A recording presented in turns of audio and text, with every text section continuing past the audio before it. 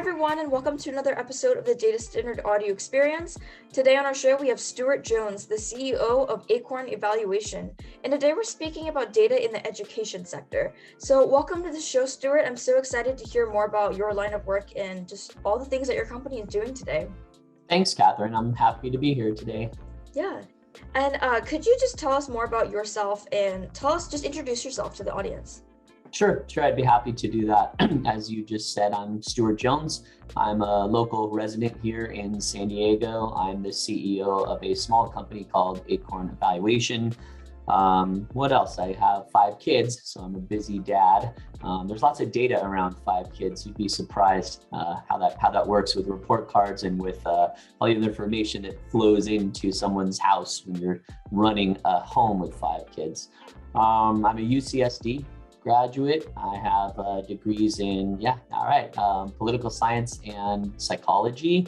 And I run a number of different businesses here locally. One is a children's summer camp called Outpost. It's up in the Rancho Penasquitos area of San Diego.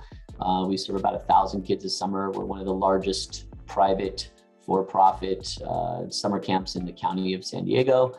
We have a international camp education company called Camp Education International.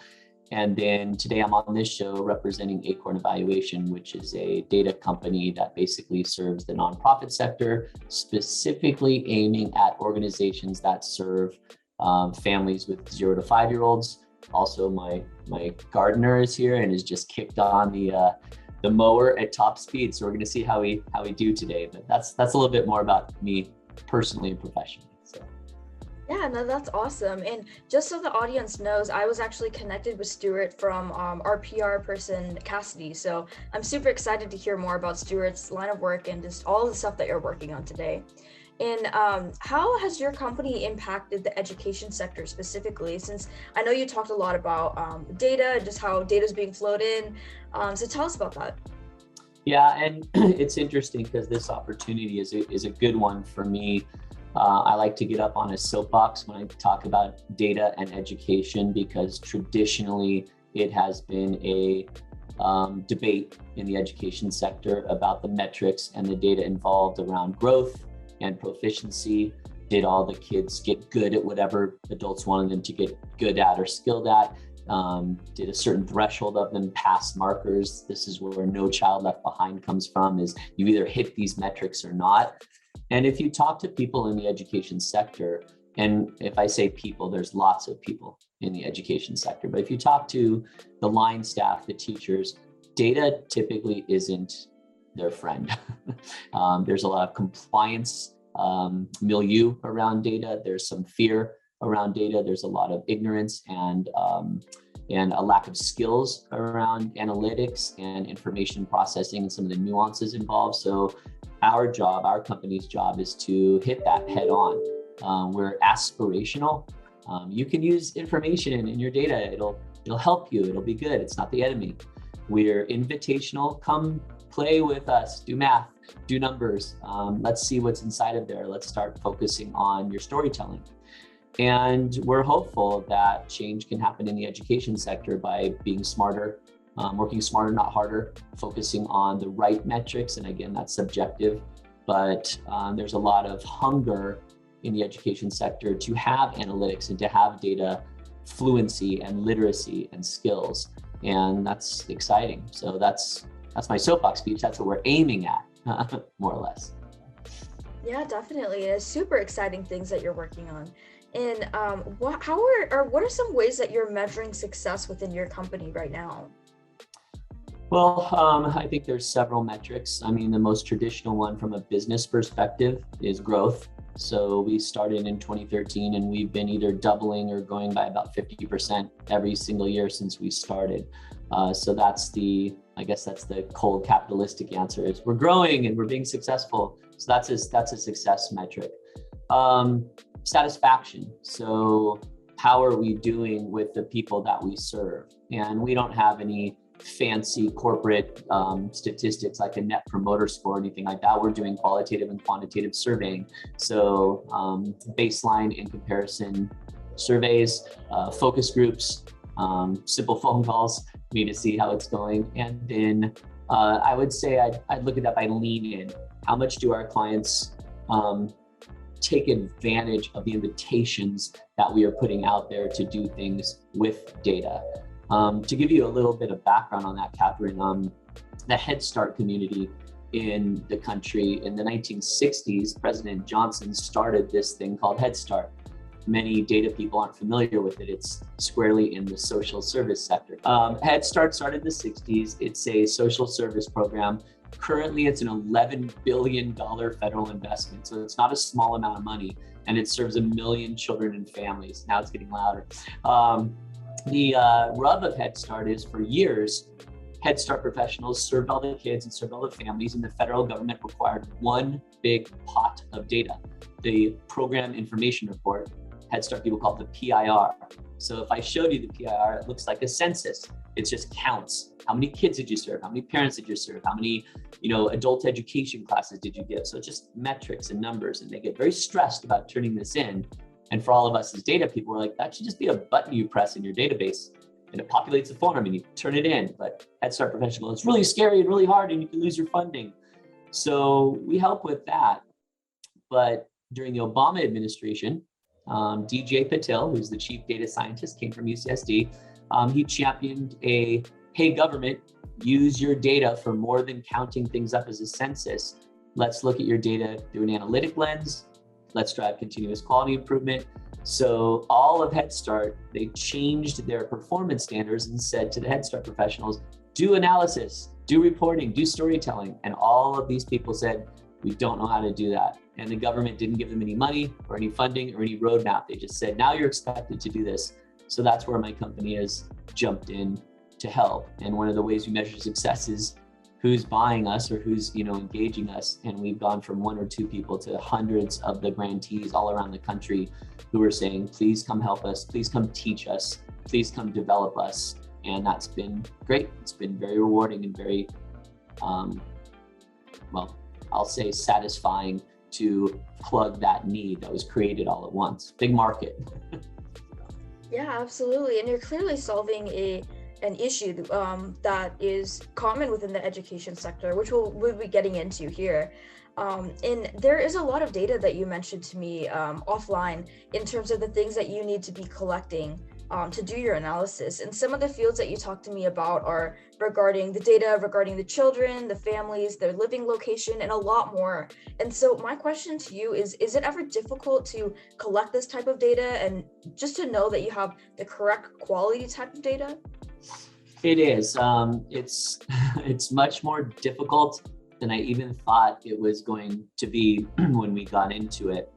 The Head Start model is a comprehensive wrap around the family model.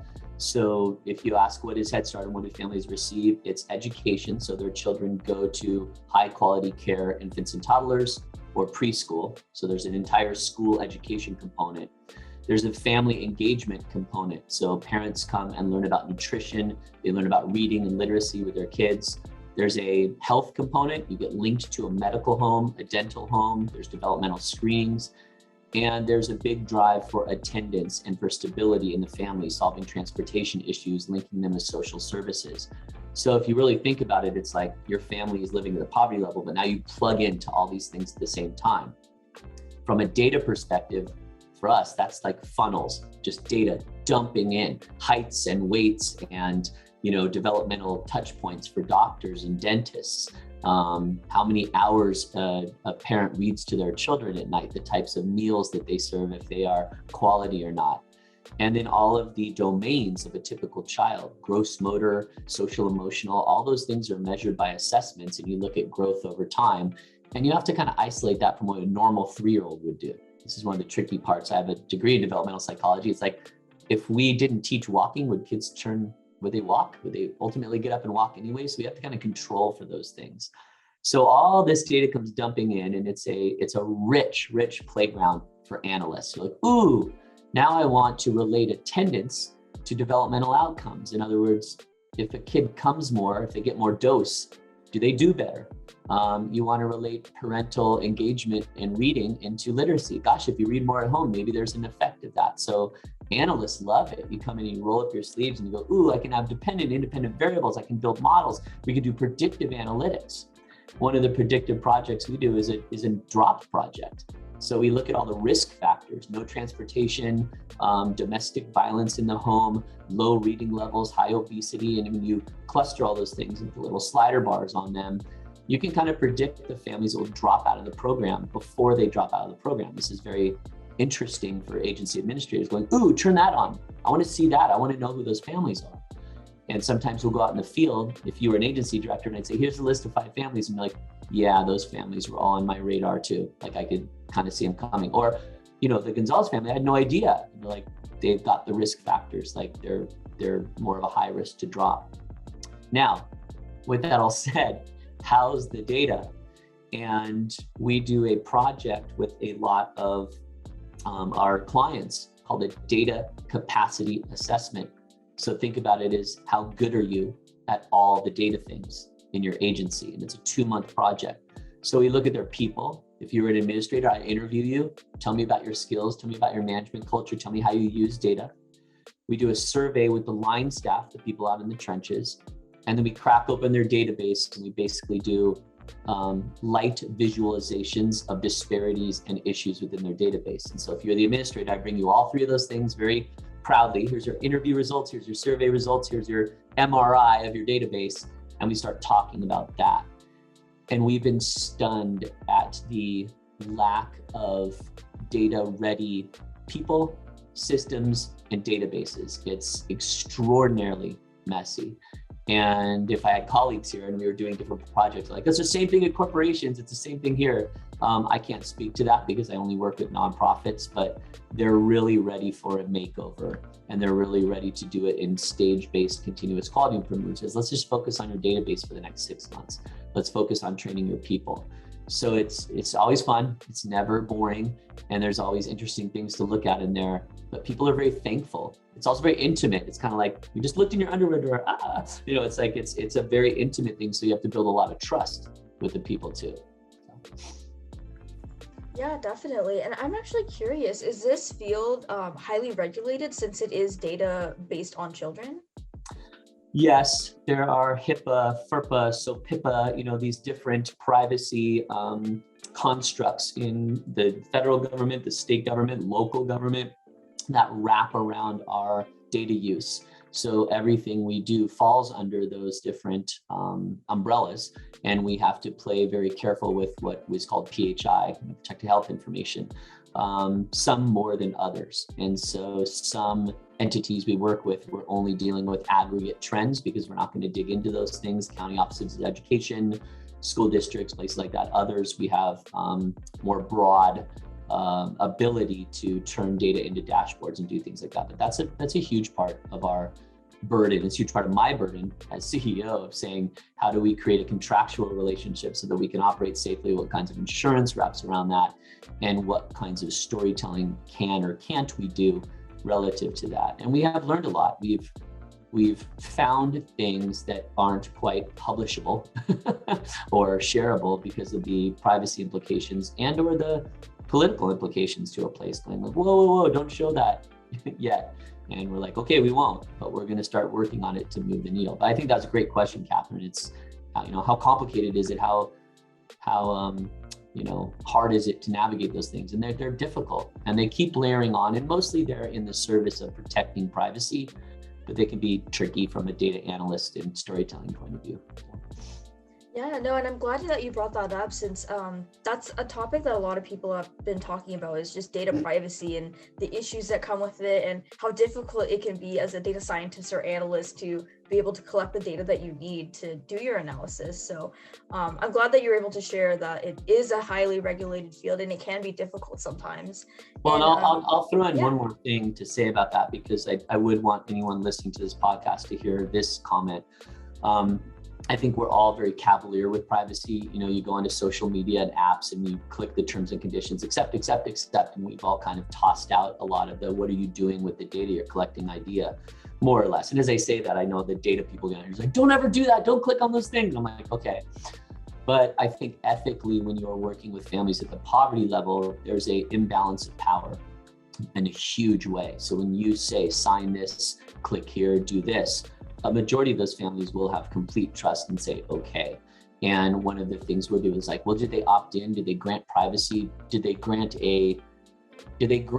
permission to use their children's information, for all these analyses? And so one of the things we've done is work to educate parents, say, here's what's going to happen when you either opt out or opt into these things, and really show them and invite them as an educational piece. We're going to do some good with this. This is to help the program become stronger, to be able to get more grant money or maintain their funding or hire additional nutrition support people, because that's a big area of growth. So trust us. I guess it's bad if we say trust us and then somebody does something bad with the data, but I haven't come across that yet. But my comment was, is everyone just signing this, no questions asked? And like, yeah, they always do. And I'm like, whoa, let's build in an educational piece here. That's one of our data responsibilities, I think. So. Yeah, and I think that's great to be very clear with what you're going to be doing with the data and making that clear to anyone that you're working with, definitely. And I know that you had also talked about data storytelling a bit ago, and I wanted to touch on that topic. So what do you think are some key important aspects when doing or just creating a story with data? I think a story with data in the nonprofit or education sector should reflect the messiness of the social service sector. And I worry sometimes, I made my comments earlier, that it can be looked at as static. How many kids gained, how many, it's so many of those stories about schools is like, you're in the A tier, the B tier, you're in the punishment tier, the reward tier, based upon these, no nonsense static measures. Head Start's messy. There are parents living in the poverty level, so their lives are very volatile. There's a lot of turnover of parents and kids and staff. So one of the biggest things a Head Start professional will say is like, I can barely run my program, let alone get my pipelines of data coming in clean. So we have a tool called the Strengths and Needs Assessment. And if you were a family in Head Start, Catherine, you had small kids, one of our social service staff would come in and interview you for about a half an hour, and we leave with a pretty rich data set. And it's, are you, holding steady? We'll call that neutral. Are you strong in any particular area? Or do you have a need in a certain area? And the idea of this assessment in the fall, the baseline, is to gather up all those families' needs. She does not have child support assistance and doesn't know about the court and doesn't know to go out there and get linked so you can get child support. They're food insecure. They only have 2 books in the home. So the needs would be kind of circled by the family advocate and they'd be working with you. Well, here's how it comes to storytelling. At the end of the year, traditionally, the government would want to know, how many needs did you find? And then were they all fixed by the spring? Like the growth of we found 1,500 needs and we solved 1,500 needs and we got everybody everything they went. And that's a traditional path of storytelling. It's like, we did it. We found all the problems and we fixed them all within a year. And Head Start professionals go, that's not how it works with families at the poverty level. So our storytelling from our perspective is to say, well, what does happen at the end of the program year or after their participation in the program? And there's 3 categories. They moved out of need. And that's the one that everybody takes vows and we put things on the wall and we go, we helped. Then there's stayed in need. You're still homeless. Head Start didn't buy you a house. You continue to be homeless. And being able to tell that story, not that there's fault or that anything happened, but this is the chunk of people that are still homeless. And then the tricky one, the family moved into need. They were good. And then all of a sudden, a parent became incarcerated. And that's not the fault of the program, but there needs to be some storytelling around that to get that right. Else it looks like as a result of millions of dollars of funding, everything got worse. And there are certain politicians and certain people who will seize on that and go, see, it's a waste of money. It doesn't work. I'm like, no, that's what happens in the actual field working at poverty level. So how does a data scientist tease those things out, create the right baselines, create the right cohorts, and really do some sophisticated storytelling around that? And I like to say it bluntly, so you can have your cake and eat it too. We move the needle. We're aware of all the people who are still kind of stuck, and we're 100% ready to catch the changes that happen. And that's very exciting to me as a citizen, a taxpayer, a advocate, a data person. I'm like, let's do this right. Let's capture this the right way, not dumb it down. The smartest people, the data people, often dumb these things down. We did it, we didn't do it. I'm like, like a USA Today headline. I'm like, that's not what's happening. So I think we have a big responsibility to tell the right story. And that's where you need some pretty sophisticated data people who otherwise are running away from the nonprofit sector, being like, those aren't the real data people. I'm like, well, where do you want to work? You want to work with the widgets up at, fill in the blank tech company? You want to work down with the people who need you the most. And that's where I get in arguments, but that's what we're doing. So. Yeah, no, great points. And I wanted to say thank you so much, Stuart, for joining me today. It was so great to have you on the podcast. And we at the Data Standard, we're trying to build a community where everyone can just come together and be able to network with each other from different data backgrounds. And so what is something the community can help you do? Well, for me, 100% is just being connected to other, use the word enthusiasts. So people who enjoy data. I think the people that join communities to share and collaborate and network are my kind of people. So that's one thing the Data Standard is exciting about. Cassidy, who works there, is one of my old camp counselors. So I was very thrilled to see her go do that and go serve. So I'm open to collaborate. I'm open to connect with other people, and I'm always ready to learn. I'm looking to pick up understanding, knowledge, skills, friends. Look for people who are going to add value. And I think that's a big part of the hopes in connecting with the Data Standard, is to find some of those people and opportunities. Yeah, fantastic. And where can everyone find you online to connect with you? LinkedIn, I'm on there. My name's pretty easy, Stuart, and Jones, and I'm on LinkedIn for Acorn Evaluation or Outpost. One quick search and I'll pop right up. And I would welcome any connections on that account. Yeah, perfect. And to our audience, for more information on the Data Standard, you can find us at www.datastandard.io, as well as on our LinkedIn and YouTube channel. And thank you so much, Stuart, for joining me. It was so great to have you on the show and hear more about your journey and the importance of data storytelling in the education sector. So thank you so much. Thank you, Catherine. It was a pleasure.